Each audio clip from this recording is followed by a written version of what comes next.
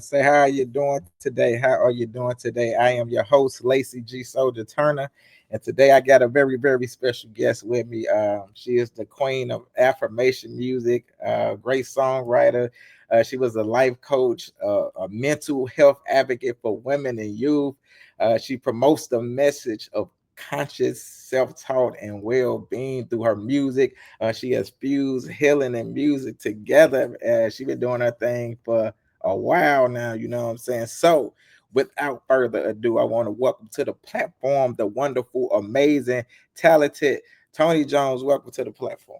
Thank you for having me. I appreciate you sharing who I am and what I do with your audience. No problem at all. So, before we get into what I want to talk about, can you let the people know where were you born and raised, and how was your upbringing as a child? Yeah, I was born in Detroit, Michigan, and specifically Grand Rapids, Michigan. You know, everybody say they from Detroit. Yeah, Some ain't really from Detroit. I don't know why we do that as a people say, well, you ain't really from Metro Detroit. So whatever. Okay. We don't care. We're on earth and dealing with a lot right now. right. But yeah, I was born in Grand Rapids, Michigan. I grew up in Metro Detroit area, and my background was, suburban upbringing, parent to parent household, want better for your child, very, kind of a deal, get good grades, stay a virgin till you get married, Yeah, very religious and strict household. But it was, if I was to give it one like label of what my childhood upbringing was, it was definitely a church girl experience, a classic church girl experience in Detroit. I didn't start listening to non-gospel music till Usher's album came out. What was the real popular album that came out that was like Confessions. Confessions? I Yeah, ain't really started getting, that was, I spent some years. It was just only gospel. We had some oldies but goodies that my dad played, like Aretha Franklin, mhm, Sade, Kenny G, and just yeah, Motown and stuff, Teddy Pendergrass. mhm. But at the end of the day, it was a gospel household. Okay, so Gotcha. that's a little bit of my upbringing. Okay, yeah, so I saw that. So where you like, I grew up in the Detroit church up in this. Yeah, that was home. Okay, so let me ask you this: what got you into becoming a life coach? Um, my BS, Mm. my just just some of the BS decisions I was making as a young woman. I was married for 8 years, and after my divorce, I walked into a world that where I didn't have any tools to navigate as an adult. It's very traumatizing going from your parents' household to marriage to outside of marriage, and you really don't have any tools to navigate a world that does not look like your upbringing at all, and that your upbringing did not prepare you for. So I fell victim to a lot of naivety, with when it came to men, when it came to life decisions. And so for me, it was like once I came back home and I was just like, after experiencing the world, and it wasn't like I was just out here being wild. It was just like I was just so green. Gotcha. I didn't know how to read people that as well as I thought I did. Mm. Or if I did know how to read them, I didn't want to see it. I Gotcha. wanted to see the world through rose colored glasses because that was just how my perception was cultivated. Mm. And so when I came back home to Michigan, after living in New York, living in North Carolina, living in Baltimore, I came back home to really get my, life together. And I went back to school to get my degree in psychology. And what inspired me to do that was I was a substitute teacher for a music class. Get that. And Mm. so I was dating this guy that I met in New York, and a lot of things happened in Baltimore. And when I came back to Michigan, I looked up this word, manipulation, and manipulation led me down to this word narcissistic personality disorder. And this word was came to me when it wasn't popular in the social media streets. No woman was saying it. And so I looked up the traits of someone who has that disorder, and I looked up the traits of someone who falls victim to someone with that disorder, and I had all those traits. And so I Mm, was like, I have to go back to school. And that's what inspired me to go back to school to get my degree in psychology, because I really wanted to hack my behavior when it came to being so green, naive, people please, and things like that. So that's what inspired me to be a life coach, because I was like, when I was started learning how the brain works, how human behavior works, I was like, oh my gosh, women can benefit from this.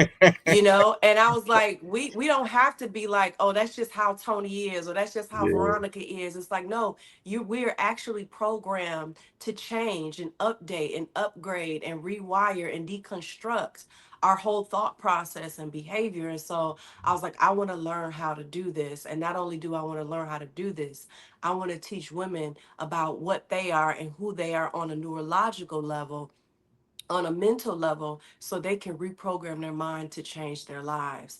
And so the context of my life coaching was workaholism, because understood, I saw a trend happening amongst, women, which was their ambition, their success, their achievement, their work ethic is centered and grounded in workaholism, because they're defining their worth through their productivity. So that is kind of like the brainchild of how I, got into life coaching.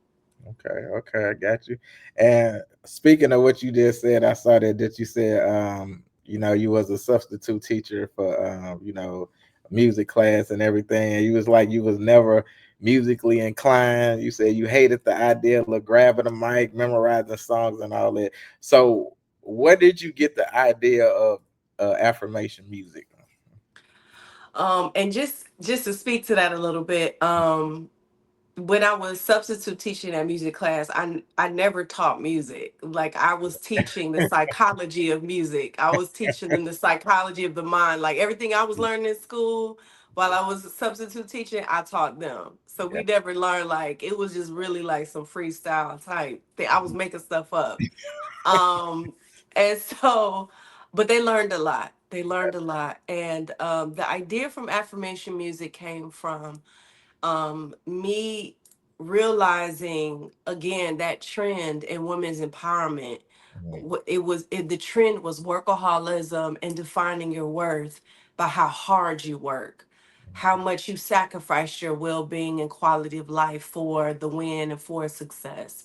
And so, I'm coming in the midst of that trend with a countercultural message of well being, your mental health, conscious living, quality of life. And it's like I'm the glitch in their matrix, if you will, in Detroit, Michigan, with the women's empowerment movement that was brewing and becoming more popular. And I was just like, I wasn't having a lot of success. I started burning myself out to spearhead a message that was not popular in the social media streets and not in my community. But they still were open to receive it. They weren't open to actually embody and practice it. Yeah. And so in my life coaching business, I saw that a lot of my clients were using me as like a sedative, or like a bar, Yeah. just going to get a quick Yeah. fix, and then like go on about their day. But they weren't like utilizing the tools and Yeah. that are sessions to actually change their mentality and their behavior. So I was just like, God, I need an idea to help my clients practice well-being on the go, or where they actually are integrating what I'm doing in these sessions into their lives. I need an idea so my coaching business can thrive. Mhm. And immediately I got this. I don't know if it was immediately, but I remember either waking up or coming out of the meditation or prayer. And I got the idea. It dropped like affirmation music. And I would never, I wouldn't, I may not remember all the details, but I'll never forget how I felt when I got the idea. Mhm. I knew it. Mhm. I knew it was something special, and I knew I had to do it. And so that's kind of like the source story of where I got the idea for affirmation music. I went on to Google it, and that terminology wasn't even it didn't even exist. So I was really excited about me being able to like, trailblaze that terminology into the world, because music definitely existed with affirming words over it, but to actually coin yourself as an artist, as an affirmation musician, that was really an honor to do that. Okay, yeah, that's super dope. So, let me ask you this: do you, I guess, like the affirmation music you do now? Do you think you were influenced by? I saw where you like your mother had you in pageants reciting Proverbs 31 over music. Do you think Oh, it's? you done did your Oh, research. yeah, now I do my research. You did your research. Yeah. Go ahead. Now I was going to say, do you think that like the music you do now was influenced by that from your past? I think it was always in me. I think it wasn't a matter of influence. I think it was that was who I always like. I was always supposed to be using my words and using my voice and using the power of sound to express myself, express the messages that were dear to my heart and the convictions of my soul with the world. I think a child, like, they always we are who we already supposed to be. We Mhm, just go through a process of indoctrination to disconnect from that. mhm, So I don't think it was a matter of being inspired from what I experienced. I think I was already an affirmation musician the day I got here, you know? yeah. Always was supposed to use my words, always was supposed to use my voice, always was supposed to be utilizing sound to express myself. Okay. So look, let me tell you. So how I got in tune with you, I always be doing stuff or moving around. So I was watching The Shy, and then Take Up Spaces came on, and it stopped me in my tracks. I was like, "Who is that?" You know what I'm saying? So I hit my Shazam on, and then I found out. I think this was like a year or two ago, and then I just started listening to all your music, and I was like, Wow. this is me, and that's how I like start listening to y'all, watching The Shy and Take Up Spaces came on, and I was like, this is powerful. And then so I started being your spokesperson. I started telling people, listen to this. Have you heard of this, Tony Jones? Like, listen to I love that. Thank you so after much. no problem. I promise you, I just started putting it in front of everybody's face because it was just like so powerful to me. I was like, man, this weapon is amazing. So but I want to tell you, so on March 19th, during Women's History Month, you launch, your affirmation for the grown as women, your whole life. Oh, look, I didn't skip ahead. So on March 19th, during Women's History Month, you launch affirmations for the grown as women. Hmm. So, can you tell me about that experience? And also, I saw that after that, you said your life fell apart. So, can you tell me about that? Yeah. Yeah, I launched it in Women's History Month. After I got that idea, after Source gave me that idea, I went to California, Long Beach, California to be exact, to write the album, which Mm, was 9 songs that represented, to me, for me, I wanted these 9 songs to represent the 9 months it takes a woman to grow a human being, because I wanted these women to push play and immediately never go back to who they used to be. They immediately start growing as soon as they push play. So that's what these 9 songs represented. I came back home to Michigan and I had lunch with a friend of mine from Lebanon and her mom. And she was telling me about how she got this loan from kiva.org. And I applied for that loan and I was able to get some money to actually get in the studio, create a whole create a whole rollout. And I didn't know what I was doing, but I knew I had to do it. And so once I completed it, it was, first of all, I didn't have an outcome.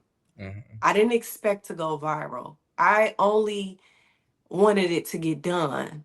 gotcha. I was enjoying the process so much. I didn't really think about a result. It was like I just knew I wanted it to be like this. I wanted it to look like this. I wanted to sound like this. The result was really about my coaching business and having a unique tool to, attract more clients. And so when I dropped that album, it went viral. Mhm, It was just nonstop sensationalism around something so unique. I didn't really know the power of what I was doing.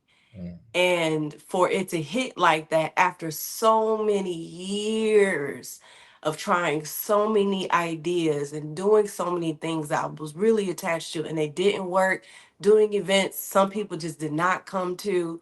And I was just like, I was so unexpected to have such a dynamic result and outcome when I didn't work hard for it. I thought I had to work hard for a certain harvest, and I didn't work hard for that. So I was kind of like taking it. shocked. Yeah. You know what I'm saying? I was just like, how did this happen? I didn't even try to make this happen.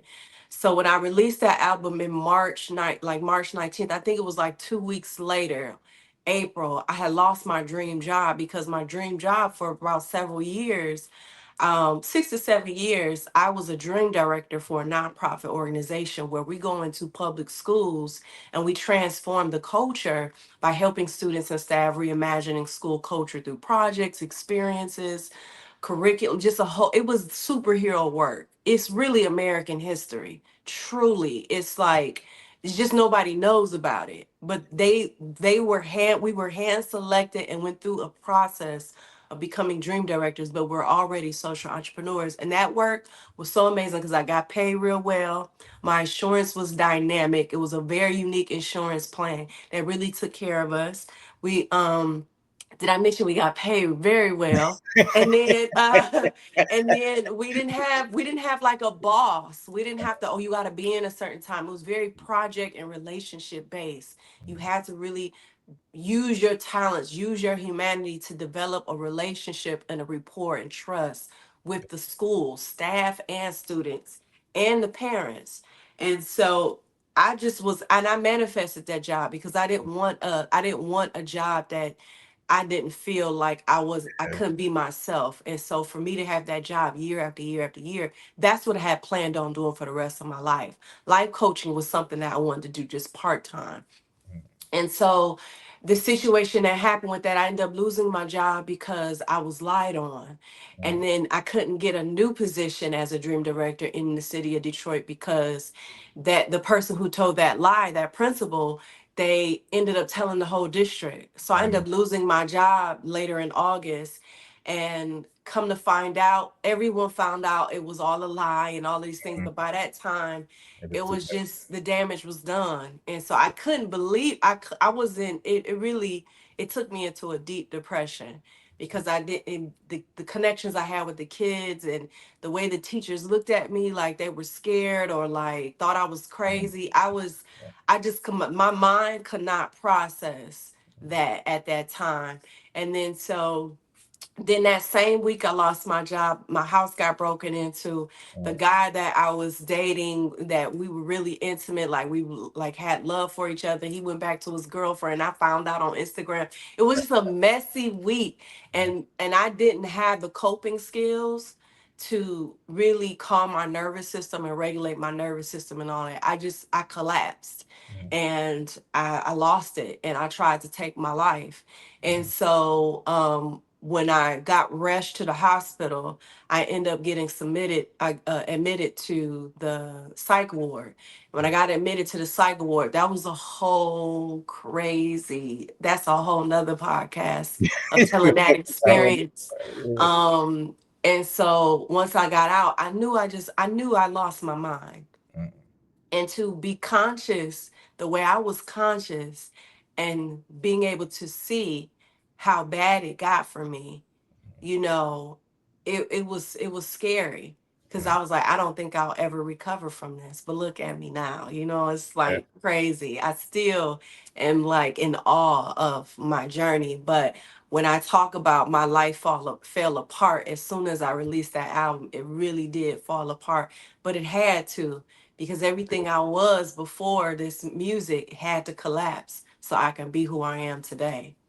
yeah. And I was gonna that was gonna be my next thing to talk about with you going into the psych ward. I had saw you was like, no matter like how much information, retreats, podcasts, the books you read, that you practiced, you was like you had poor coping skills. So how did like you, even when you went to the psych ward, how did you get your life back on track after all that traumatic experience?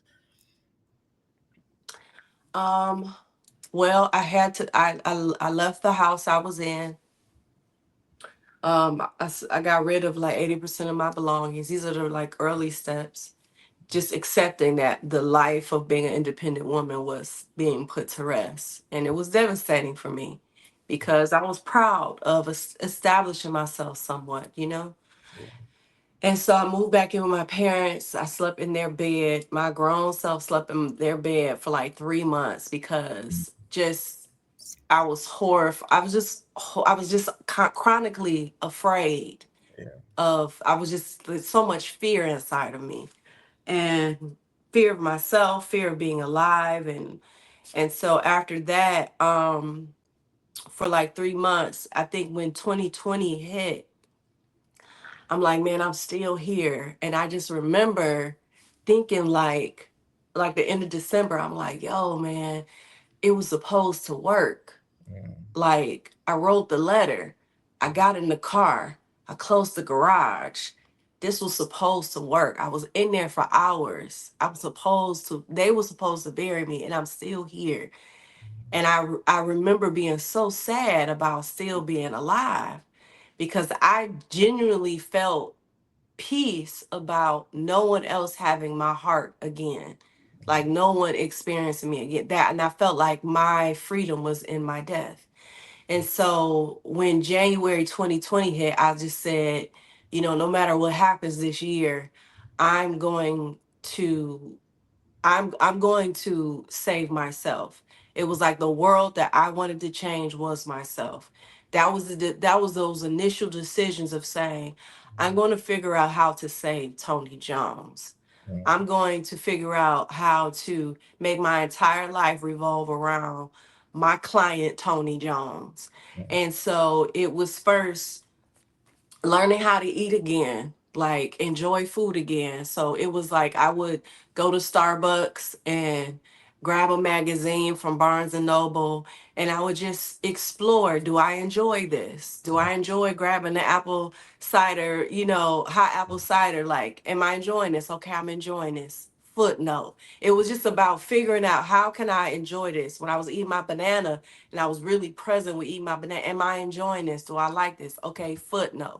It was like baby steps to figuring out how do I enjoy my life. And the more I did that, the more I took my time month after month, even though stuff with the president was happening, even though Black Lives Matter was happening, I had no space for that in my nervous system. It mm, was like, Toni, this is your world and you have to save it. And the more I did that, that was when I was getting opportunities like Forbes interviewing me, Essence interviewing me. That's when I got the deal on my table with The Shy, with Showtime. And I didn't have a publicist, I didn't have a manager. It was just all this stuff was mm, coming to me because I was putting myself first. And that was a paradigm shift because before the psych ward, my whole entire life was defined, my whole entire life and my value of my life was defined by how I save others, how mm, I help others, how I serve others. And so it was a paradigm shift that my greatest service to the world and those I love was taking care of myself. So that is, yeah, mm. that it was a journey. I'm saying it like in this 5 to 10 minute Yeah, I know. I got what snippet, but it was a lot of work, intention, sharp dedication to figuring out how do I enjoy, genuinely like being here, because I couldn't fake it no more. I mm. closed down my coaching business probably the end of 2020 and I decided to go into affirmation music full time. What I love, look, what I love about you, like some people do interviews and they just gloss over it. I love that you breaking it down because I feel that's gonna help people who, especially been through what you've been through. You ain't Yeah. just say, hey, I had to do this and then footnotes and then all right, see, like, you know what I'm saying? Like you breaking Yeah. that down is very important, I feel, to people for real. So Yeah, thank you. You have to because people are hurting and suffering right now. yeah. And to be honest with you, life has, it's broken me down to the white meat. And Mm, I don't have the impulse to front. I mm, don't have that anymore. I had it and I can activate it, but I just don't, that muscle isn't there because life has humbled me a lot. mm. Oh man, yes, and I love that. Like I said, I love your affirmation music, and even with me, like as I've been learning on my journey, like I listened to Charlamagne. He was like, "Hey man, it's healthy to talk to somebody." So I think like 2, 3 years ago, I went and got me a therapist I go to and everything, and I just feel it's very healthy to talk to people, and Yes. help you understand things about your life too. Beautiful. I love that. Congratulations on the therapy journey. Thank you, thank you. So let Mhm. me talk about this, especially during a time where, we was in the pandemic, on May 20th, doing mental health awareness month, you launch your EP affirmations and chill for everyone inspirations. Can you tell the people about that, especially going through that time? First of all, let me just be 100. Affirmation and Chill is like the least favorite of my music projects. Mm, Cause I, again, like I had a lot of zeal to to create music because it was so new and I was so passionate and zealous. I didn't really have a professional ear. mm, So a lot of notes, a lot of I mean, because the album is called Affirmations and Chill, and nothing yeah, about it is chill. You know yeah, what I'm saying? yeah, It's very hype. And so that album it came from pure zeal and pure compassion to mm, serve, through my music. And I loved what I did. So that that I remember, I think one of the songs was called Invitation to Maybe and Who Am I Without Work? And the third song was Catch Me Outside. And I feel like these were the three messages that was going through the zeitgeist, through the collective of like, who am I without work? We're mm. dealing with stillness like never before. And Facts. then it was like the times were it was an invitation to maybe this is not what I want. Mm, Maybe the program is not meant for me. It was like all of this deep curiosity, this sacred curiosity that was happening within the collective. And then Catch Me Outside was like, we weren't outside like that. I mean, I was outside. I was outside because I me too. wasn't. Me I too. I I was outside. I was traveling. Everything. I had a ball. Like 2020 was Me too. one of the funnest years I've had. Like I was literally in my own world, and I thank God that I had that experience. But I meant, and I intended to have that experience because again, that was my year of recovering. Yeah. That was me intentionally trying to recover. So I had to figure out how to enjoy my life despite what was happening. So yeah, that EP was it was on brand to what we were going through as a human family, Yeah. with sitting still like that, especially the Western world, especially in America. Like that was a radical shift for us. Things haven't been the same since, Mhm. you Fact. know. Yes, fact. Yeah, look, you ain't lying about that. Well, tell me about what was your experience with when you dropped the album I see me mantras. I used to be mantras, you know what? That again, that was my 2020 experience. Mm, Like everything that I had dealt with, all the messiness, all the drama, all of the like some of those songs have such petty undertones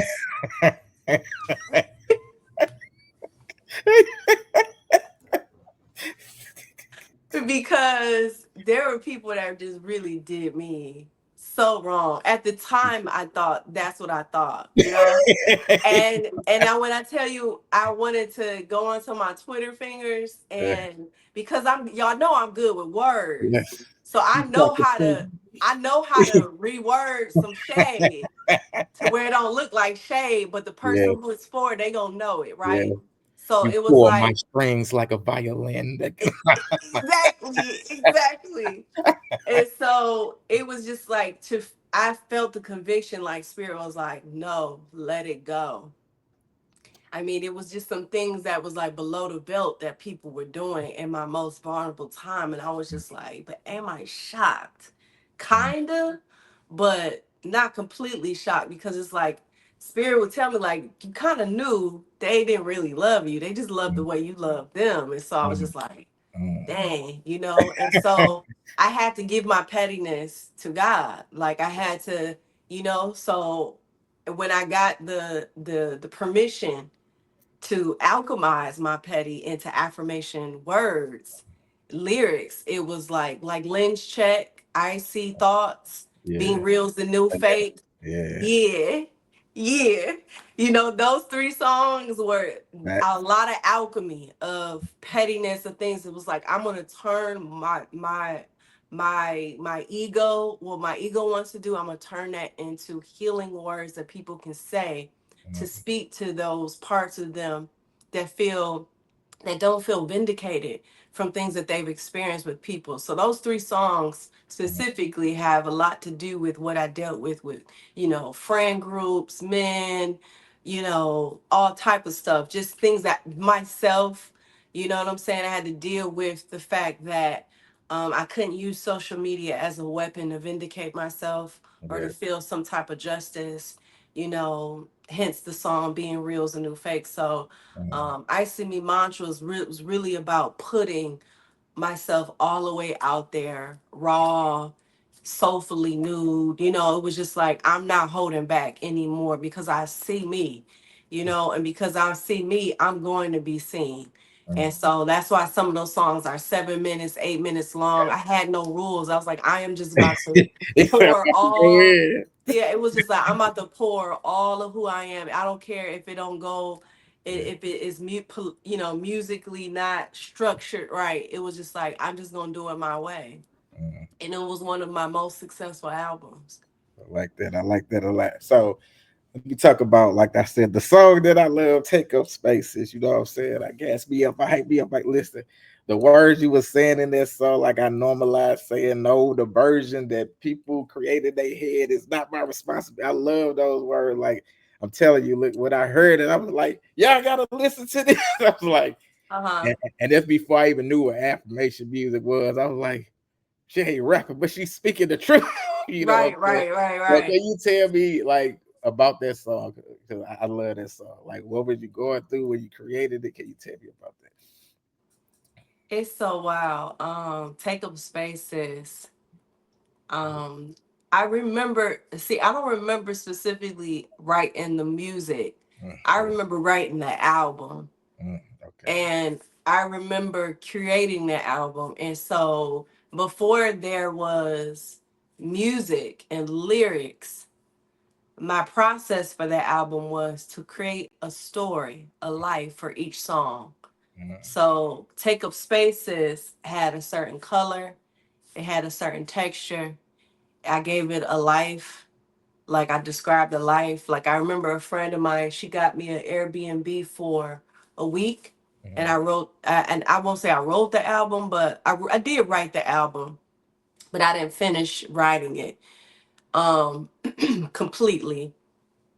But I had curated like in the room like a whole bunch of big post-its of each song, and I gave each song just a whole world. And so when I did write Take Up Spaces, it was about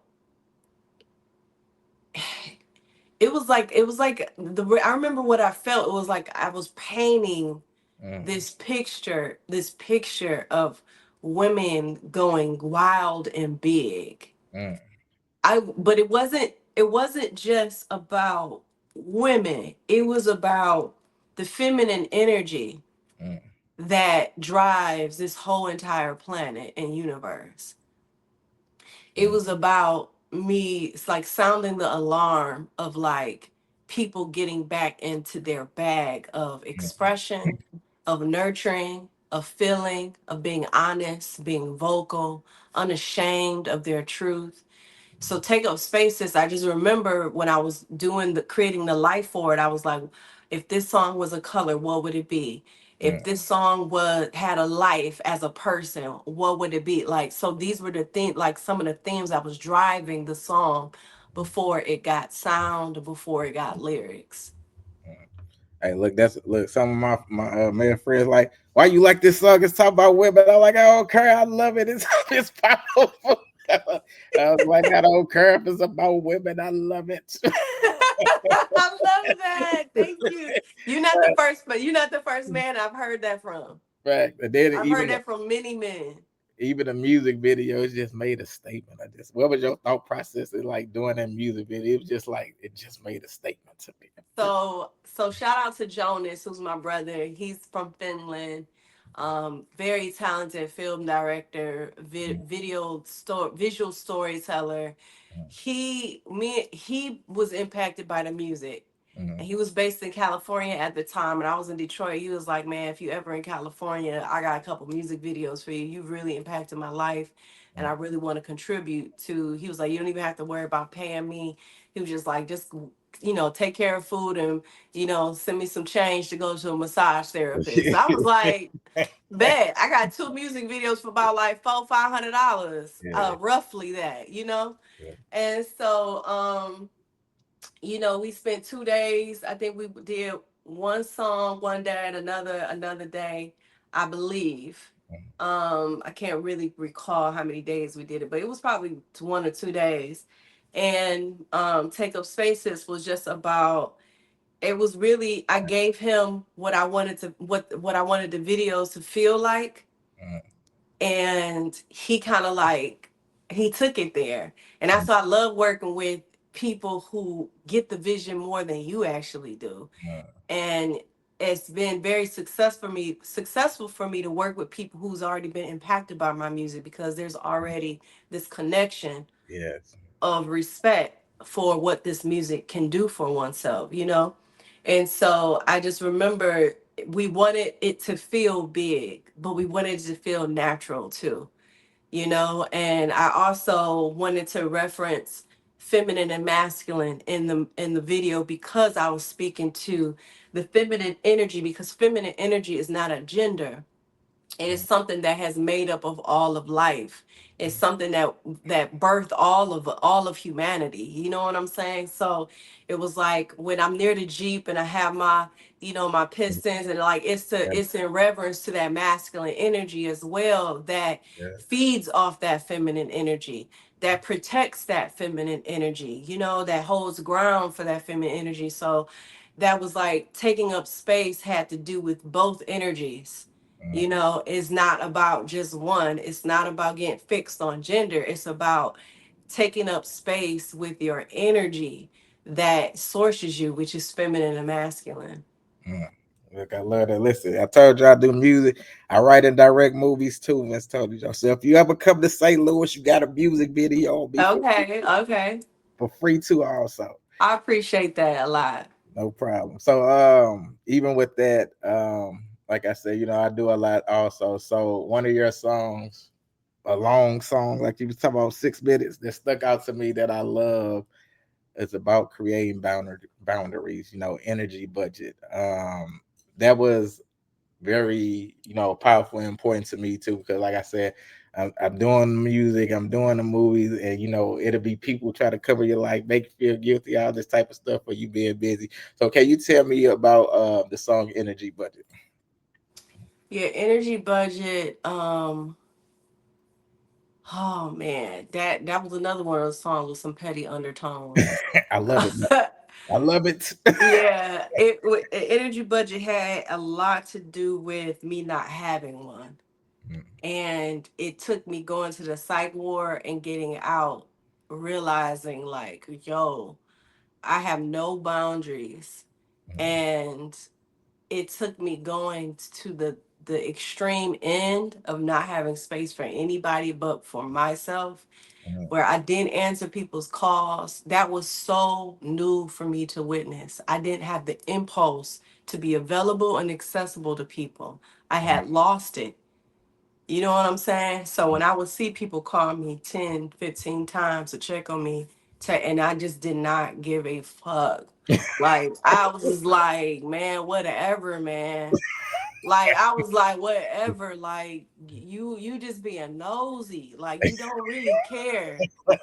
Like, because It if do be you like care, that. you would call my mom, bring some groceries. It would, you It know do what I'm be like that. saying? Yes, it do be like that. Yeah, you want to show convenient care. Like, you know what I'm saying? You understand. I lost my mind. Mhm. Like, I don't want to live. Like, that is like, alert, alert. It's not like I caught the flu. Like, you know what Right, I'm saying? Pull up. Don't call, you know. So for me, energy budget was like I had to put people on a long, like a real long budget uh, and to see who could stand the test of times as I mm, got myself together. And yeah, everybody fell off. mm, Not everybody. It was probably like, because I had about 70 to 80 people that had access to me, kids, young people, you know, teachers, parents, friends, people in the community, allies, alliances, people in the, you know, because my friends told all my business at the time. So it was like everybody knew what yeah, was going on. uh-huh, So for me, it was like energy budget was kind of like my personal like affirmation song of self advocacy to like, yo, you really need to put people on a budget, even the people that you love, the people that you care for. You got to put them on a budget because not everybody can handle you. Not everybody is mindful of how to handle you. They don't have those skill sets to handle you because it's like, you know, if you're handling a newborn, everybody knows like you don't just handle a newborn any kind of right, way. right, If you're handling a birthday cake a certain way, you know, to take it to the, you can't, you have to carry it a certain way. And people don't usually have done the work to have the literacy on handle a energy like me, a person like me. You have to have some skills, some relational skills. And so I used to just allow everybody, you know, who appreciated this energy that I am, the humanity that I am, and just let everybody, anybody in my field. And so energy budget was a way of me advocating for myself, like, no, like fuck all that. Like you right, like put everybody on the budget. right, Everybody. So that was that song that really like and it wasn't like something that I had mastered. mm, It was just something I was channeling for myself, and then I end up sharing it with the world, you know, through song. okay. I loved it. Like I said, I listened to it a lot. So look, let me ask you this. Because I see, this is hard for a lot of people. Why is embracing self-love so hard? But and why is it important? I think embracing self-love is so hard because we understand the way the brain is wired. Mm, You understand those 0 to 7 years are critical in learning how to operate, perceive, and act. mm, And so those 0 to 7 years, not everybody has this experience, mm, but let's say every time you cried, you got someone else to soothe you. mm, Every time you were hungry, you got someone else to feed you. So you learn codependency at a very young age. mhm, Or say if you didn't get people to care, you learned abandonment. mhm, So your brain is coding a rhythm, coding a thought pattern, a neurological pattern of either codependency or hyper independence, mm, because it's like I wasn't taken care of, I was abandoned at a young age. So your brain is processing this, or you're processing everybody takes care of me when I need this. And so a lot of us haven't evolved out of our codependent program that we were brought up in as children. You know, when we go to school, like it's just certain things that we're learning about, like how to tend to ourselves, and we don't learn that. We learn how to perform for approval from our parents, for our teachers, for the adults in our lives. right, A lot of us grew up in had adult cultures that weren't healthy. Like a lot of adults weren't healthy people. They were children too. right, So the energetic, the mental pattern that's being passed down is childlike. mhm, We're still looking for someone else outside of us to soothe our pains, to feed our hungers and our appetites, or our sense of fulfillment or value and identity. So self-love is very countercultural to how our brains were developed and learned about relational behavior with other people. It's like you have to do this for me to feel this way. You know, it's not self-source. It's not intrinsically motivated. So self-love again is countercultural to your neurological paradigm of thinking and perceiving, and it's very biochemical and things like that. So when you're saying I love myself, I take care of myself, I deserve people who have skills to engage with me, it goes against the very nature of how your brain has been set up. So now you have to feed these new thoughts, these new practices, these new beliefs that much more, because you have an old paradigm of thought Yeah. that has been ingrained in those early developmental years, which is like, it's like when you first download that first app on your new phone, it's Mhm. going to be operating. And I was like, this is the way to operate. But then over time, it's going to be bugs and all these other things Right. that happen, and you never update it. So Right. you got a whole bunch of people. You got a whole bunch of people operating from a young age, a very immature age when it comes to relating to yourself and relating to others. And I think self love is so important because it's the foundation of how you love other people. One of my favorite scriptures in the Bible, it says, love God with your heart, mind, and soul, and love your neighbor as you love thyself. And on these two laws hang the whole entire law of God. Mhm. And Preach, preach, Tony, preach. so at the end of the day, it's like, if you're to love your neighbor, if this is a part of the law of feeling the laws of the universe, the laws of God, the laws of the spiritual realm, is to love people as you love yourself. But you can't love yourself, then you can't love people. And Right. that's one of the sweetest spots in this whole shit show called life, is being able to connect with people, to break bread, to enjoy, to exchange ideas, to dance with people. It makes life, that's what our people, especially Black folk, that is the core of our community, to be able to gather and enjoy each other's company. But if you cannot love yourself, then you're bringing toxicity to the barbecue. Facts. You know what I'm saying?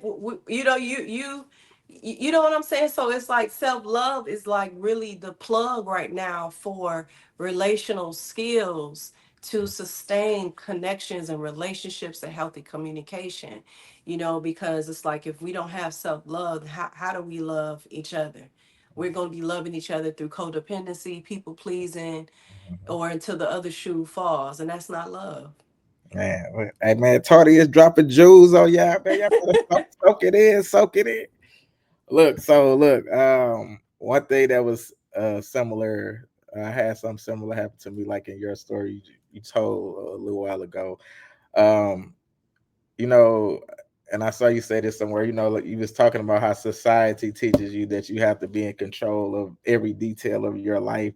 And then something that in my life that looked like it was bad turned out to be the great. If it would have went right, then the greatest thing wouldn't have happened to me. So can you talk about like the divine purpose and the divine narrative that goes past our logic?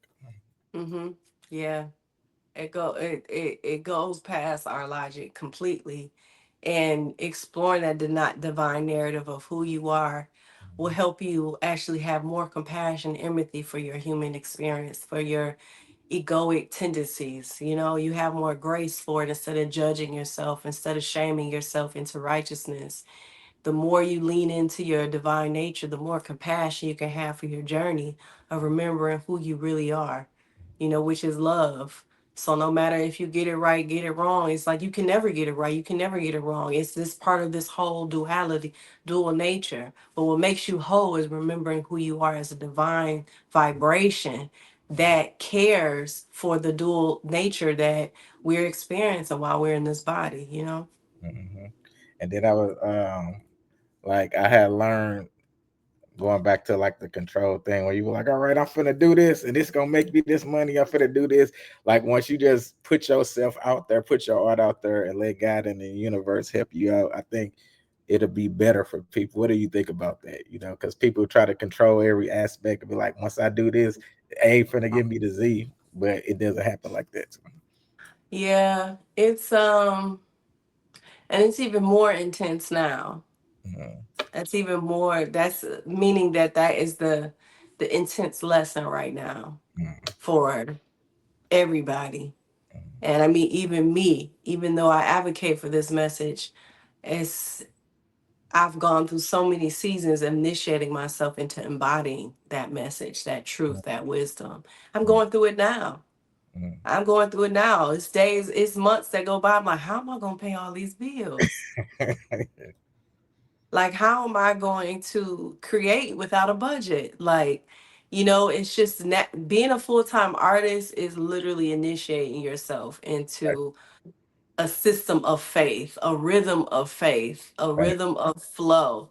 And for me, it's like I'm always challenged by how it's like I won't even say tested. It's like I'm always challenged or invited. I think the word is invited. I'm always invited to deepen my awareness, practice, and embodiment of this wisdom of doing the thing, practicing the thing, speaking it and thinking it, but also knowing that you're not doing it, practicing, thinking it, speaking it for some outcome. You're right. doing it because this is who you are. Facts. You're practicing Love it that. because this is who you are. You know what I'm saying? When you're with someone and they're doing all of these things for you because they want you to choose them, they want you to cook for them, they want you to pay the bills, they want you to claim them and stuff like that. Mm, You don't want to do it just for the outcome. You want somebody to do that for you. You want to do it for somebody because this is who you are. This is your character. This is your standard of how you show up in relationship, in mm, concert with another person. You don't want to ever somebody do something because of obligation or because it's a certain result you got to get. So you got right, to treat it like a chore. I got to love myself. I got to work out. I got to right. learn financial literacy. Like I got to do these things so I can be this. It's like, no, this is who you truly are. So it requires gardening. Like a gardener is not just doing it for the harvest. It's Right. like they enjoy the gardening process, the Mm, experience. That's why they're a gardener. mhm. You know what I'm saying? They Right, enjoy gardening, the right, seed time harvest experience. right. So when it comes to the seeding of our ideas, the tending to it, the gardening of it, it's like, no, this is who you are. That dream is who you are. So this is what you do.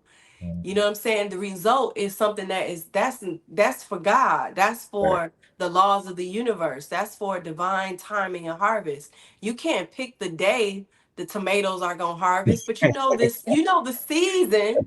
You Facts. kind of know the rhythm of the season.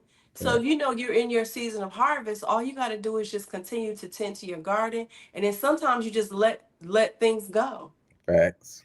Let Facts. it be. You didn't gave it all the water. You didn't, you know what I'm saying? You didn't tend to it enough. So let it be. So it's again, it's such a shift in perspective. Mm, And that's why we have to be in practice daily. mm, Especially with your affirmations. mm. Um, because it's so countercultural to the way that our minds have been developed and indoctrinated. Yes. So look, speaking of like that, even manifesting and financial literacy, what you said, can you tell the people how important mindset is when you do think about this big life you want? And can you tell them about financial literacy? Because like me, I had to get into a mindset where I started reading books like Rich Dad, Poor Dad, Think Rich, Grow Rich, and The Richest Man of Babylon, to have my Yeah. mindset prepared because I used to think, oh, $1,000 is a lot of money and all this type of stuff. But when you think of that big life, can you tell them how much of a mindset that you have to have even with financial literacy? It's everything. I mean, right now I'm literally, just to be it completely transparent with your audience. It's like I'm figuring out what income gonna look like for July, August, and September, like, Yeah. and so when you're making this type of impact and you have this certain type of notoriety, it could potentially eat at your self-esteem and your security and who you are, because it's like, how am I making all this impact? How do I have all of this influence? And I can't pay my bills. Like, you know what I'm saying? It's like, I don't know where my income I should. And you have to go back to the drawing board Mhm, and see what your relationship with your energy is. mhm. Because it's all energy at the end of the day. Facts. How are we tending to our energy? So when we talk about mindset, we're talking about energy.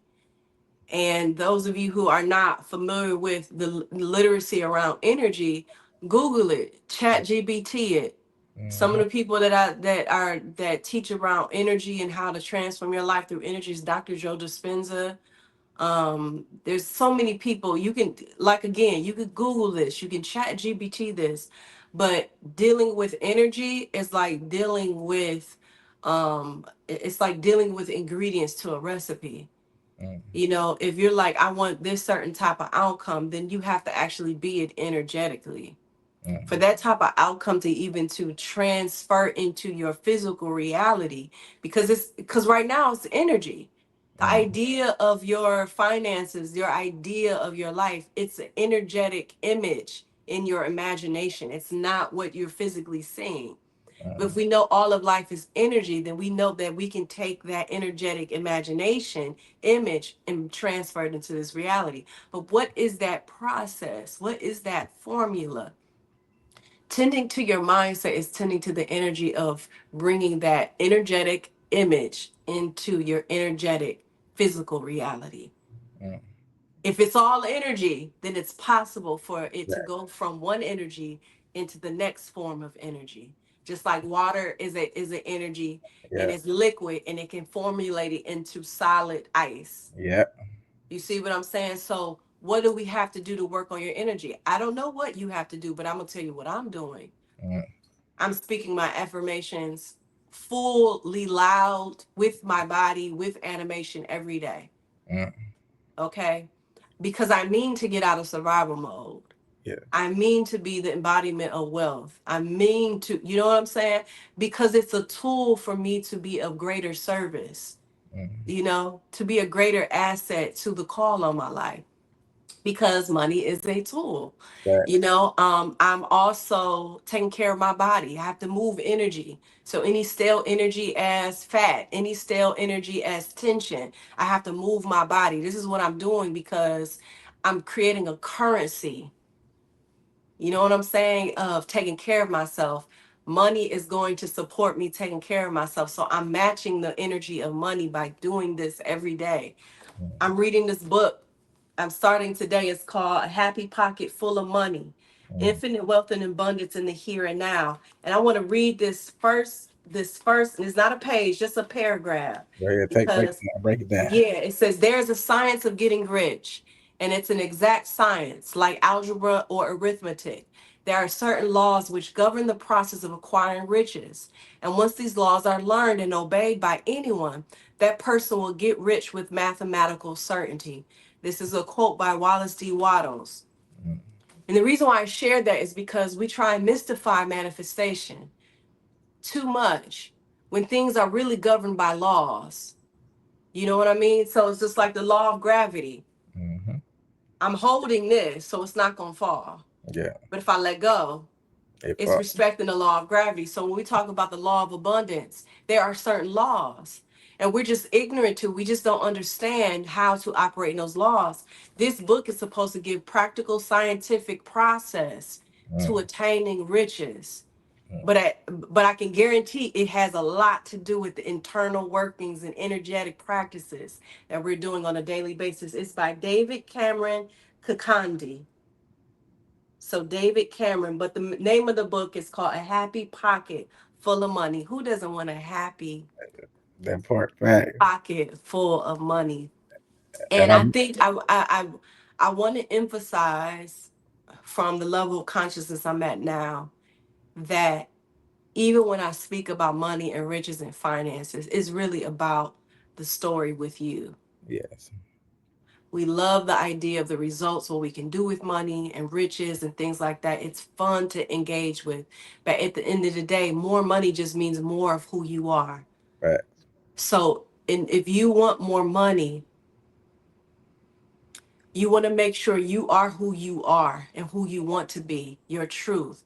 Because if you're struggling with lust, more money is just going to amplify that. Mm.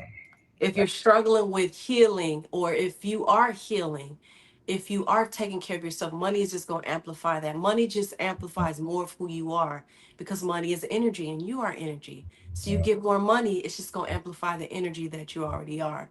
So we want to make sure we keep in context the desire and want for more money, because mm, ultimately you want more of who you are. right. So check in with yourself. Are you being who you want to be?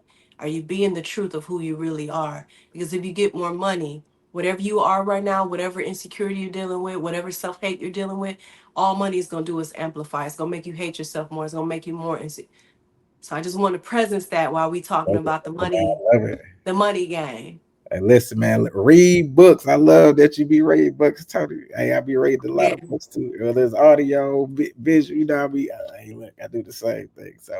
So look, speaking of that, though, speaking of money, did you budget this? I know I saw you was spending a lot, but you was like you kept on spending money on food too. So did you scale back? You like I love the food. I'm still working on that because I'm telling you, when the money is going down, I can go back to what I'm spending on. It's food, man. The food, but I think I honestly think my relationship with food is changing. Okay. It's changing. I can feel it because it's like I've had phases in my relationship with food, Hmm. and this phase is different. And I know when the last time I had a phase where that relationship shift, and I know my first shifting relationship with food, and your appetite just changes. And when you don't want it no more, you just don't eat it no more. If you don't want to do it no more, so it's like I'm going through another shift with my relationship with food because of who I want to be and because of who I am. And so yeah, like I always say, food is my Louis Vuitton, it's my Bugatti. Like food is it. Like traveling and food, baby, that's it. And pampering, like I massages, self care, like that's the only reason why I want to travel. Food and the self care, like you know what I'm saying. So I'm working on that. I'm working. That's why I'm reading this book. So I can handle my money and my energy better when I get the bag. Gotcha, Boy, gotcha. when I get the bag, I be like, okay, what I'm gonna eat? What we eating today? What we eat today? I like it. I like it. So look, let me ask you this. So, on your journey, you've been through a lot of stuff. What would you say has been your greatest challenge? Man, Mm. Why? my Why? Can you relationship. elaborate? Yeah, my relationship with men because there's a lady by the name of Queen Princella, the Queen Maker, Mhm. on YouTube. She's been very viral. She's very sensational. She's not for everybody. Let me put that disclaimer. She's very militant. She is not a soft spoken women's empowerment girly. She's very much very militant, very masculine. Power to the people. We the people got the power. Let's ride. Exactly. And so she has messages like men are incapable of love, and so on. And I came across her work. It's 2025, 2024, probably like 2022, 2023. Mm, And I didn't really start processing it until last year.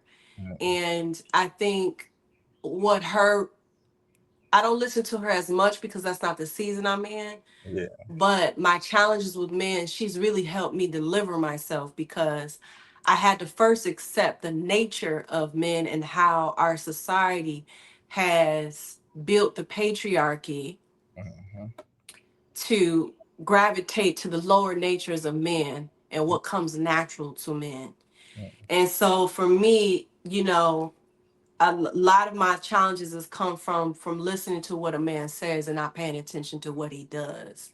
mm, And when I got the opportunity to um be in love with a man but choose myself, it felt like a glitch because when I'm in love with a man, I choose him mm, at the expense of sacrificing myself. mm, So at the end of 2023, beginning of 2024, I got the opportunity to be in love, but I had to choose myself. Whether he stayed or whether he left, I had to choose myself. And once I realized that we could not grow together, but all I knew was to choose myself, I got to see that my challenges in my program was, in order for you to sustain love with a man, you have to choose him. Choose mm, how he needs you. mm, Choose how he wants you, because then you'll be of value to him.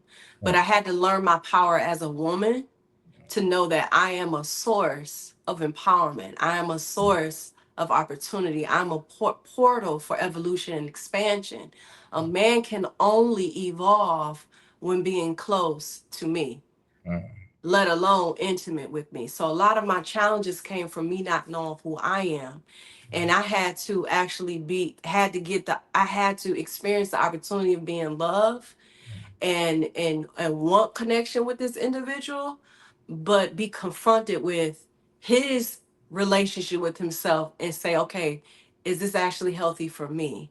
gotcha. You know what I'm saying? And so in order for me to love him and love what we had, I had to choose myself, and I had to allow things to flow the way they flowed, you know? And so I think when I look at my narrative with men, as painful and as traumatic as has been, I've seen like two things happen. The culprit is me not accepting how dangerous it is to just let a man in your life just because he says things and makes you feel a certain way, and two, not knowing who I am and my power as a woman. And so that those have been big challenges, because when you fill yourself up with all this love and healing, you can't help but want to share it with someone. You Yeah. know, not to have a happily ever fairy tale, but I know that when love happens and when connection happens and when sex happens, it is a technology that actually supports this entire grid of Mm, this planet healing.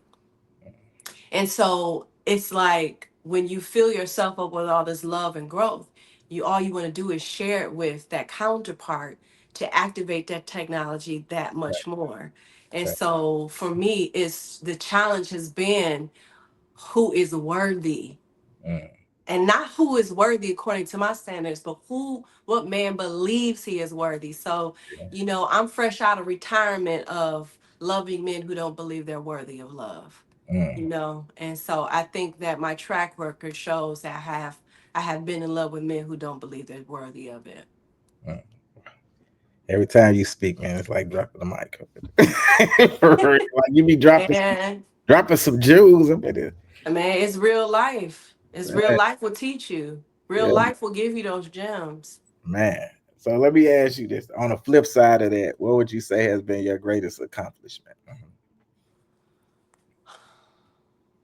Choosing myself. Mm, My greatest accomplishment is choosing myself, because I had no track record. I had no role model. I had no blueprint on how to do this. It makes me emotional because I didn't have the recipe. I had the recipe of choosing, not choosing myself. That was the blueprint I was given, not only from the women in my community, but the women in my family, the women I was surrounded with, the women in entertainment and music. We're taught in society as women to not choose yourself. mm, When we become mothers, it's immediately don't choose yourself. mm, Your definition of being a worthy, beautiful woman is putting yourself on a back burner. mm, My greatest achievement and success and accomplishment is choosing myself, because no one taught me how to do it. I had to figure it out on my own. I had to be in the wild, wild west jungle mm, of figuring out how I choose myself. And now that I look back at the results and the fruitfulness of that, I won't ever abandon myself again for connection, for success, for belonging. It's like, this is how I live for the remainder of my life, choosing myself, because that is how I truly of increase my value to others. When I mm. choose myself, I fill myself up, and then everybody benefits from the overflow of that, you know? Yeah. So that is something that's my pride and joy Mm. Okay. as of right now. So let me ask you, what advice would you give to someone who's like, I guess, going through something traumatic, or you know how, especially with social media, like they make you think if you're gonna get a certain amount of likes, you know, the people don't like you or feel like they have to do all this stuff to please others. What advice would you give those people? Okay, so I think I heard two questions. What advice you would give to someone who experienced something traumatic? Yeah, and And then then the other was what advice you would give to someone who is dealing with social just media. anxiety around social media? Or Yes. was it one question? Nah, Adams too. Yep. Okay. Um Going through traumatic experience, my advice would to be to feel it, to not only feel it, but like find a therapist, um, or ally. I wouldn't just say an ally, but I would say a professional expert that knows how that's skilled in holding space for what you're feeling. My strongest advice is to do not avoid the feeling, do not give in to other cravings to not feel what you're feeling. Feeling is a super power. I have to say that again. Feeling is a superpower because when you're able to feel your deepest pains, your most traumatic emotions, you increase your muscle and capability and spaciousness to feel the joy when it comes, to feel the love when it comes, to feel the gratitude when it comes, because now you have space and awareness to feel those things. So feel it to be able to feel deep love, deep joy, deep gratitude, deep aliveness. You have to feel the deep pain, the deep misery, the deep trauma, the deep wounds. They Yes. go hand in hand. So your my advice to you is don't avoid the feeling. Feel the feelings. Even if you're saying, you know what, I'm gonna allow myself to cry for 10 minutes today, but the rest of this week I gotta keep it, I gotta keep it G. Right. But give yourself space to feel. Don't the most toxic thing you can do is suppress your feelings. Facts. The second advice, the other piece of advice I would give for people who are dealing with social media is I'm trying to think about how did I handle dealing with people not. I don't think I ever really. I think I was aware of it, but I don't think it really um, Hit you, like affected you. affected me. But I was aware of it. It's like, dang, people don't like this, or people don't not like what's You're going on. ugly. Yeah. So, but I don't think I ever personalize it. I probably did. I don't know, but this is my advice that I would give to myself if I've ever done that, or if I Mm, ever will do that. I share that advice with you all. The advice I would give is to treat your social media like your art. mm, Treat it mm, like your art. Don't treat it like content. Don't treat it as a bait for validation. Treat it like it's your museum. It's your story. And hide the likes. You have the thing to hide it. You mm, know what I'm saying? Start treating it like it's a relationship you're creating between people who have not found you yet. You know what I'm saying? Reframe the mentality around your social media. Treat it like an actual relationship that you have with your art and sharing it. It's your museum, it's your space.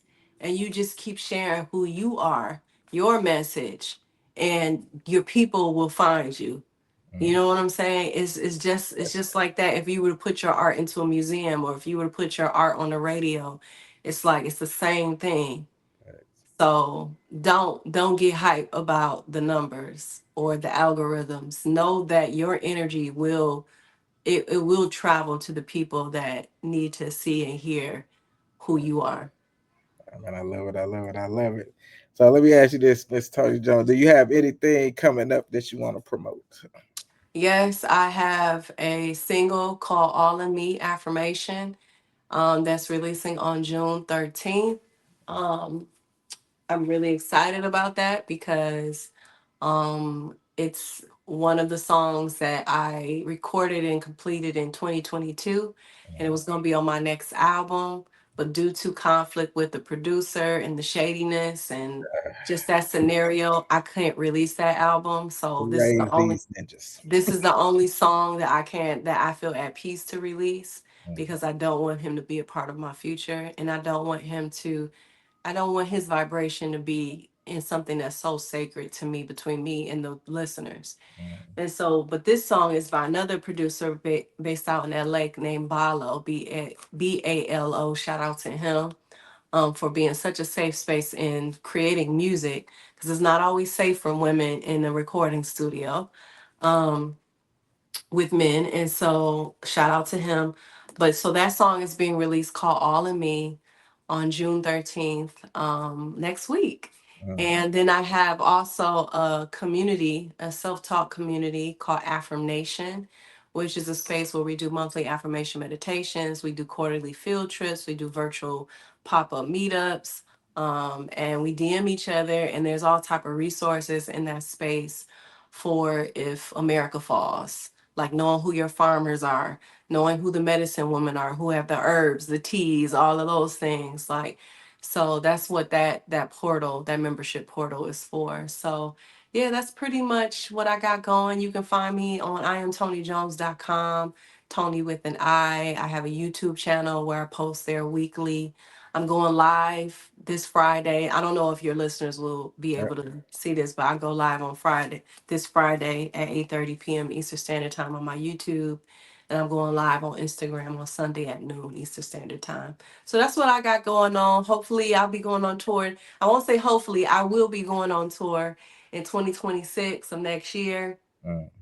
a 5 city tour, if not a 6 city tour. But St. I'm Louis, come planning. to St. Louis. Tony, come to St. Louis. Man, listen. So I'm trying to get everywhere as much as possible.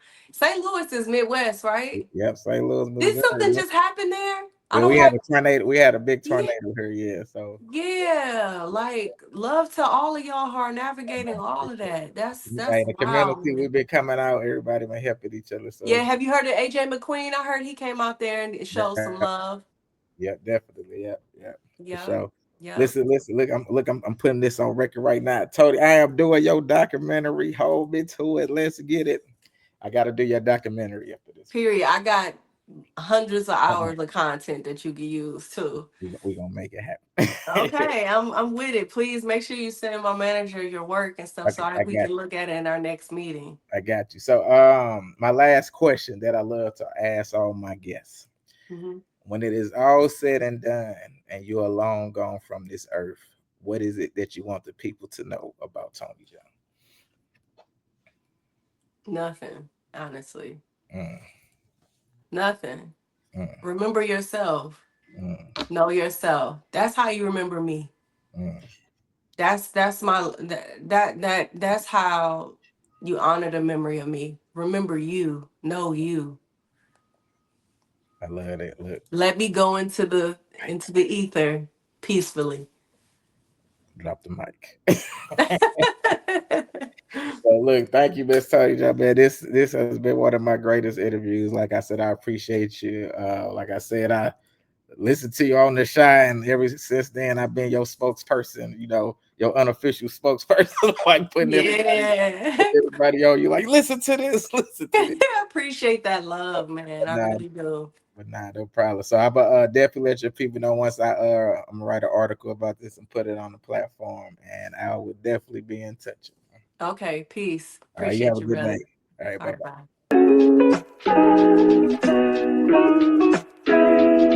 bye.